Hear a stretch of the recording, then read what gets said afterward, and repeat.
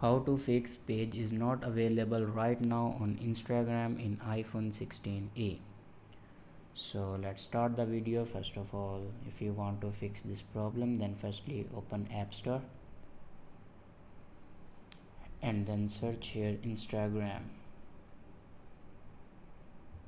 First of all, check your Instagram update. If your Instagram have any update, then here you can see the update option.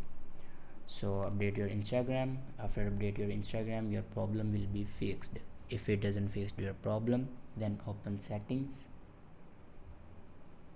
In settings, click on general and then click on iPhone storage.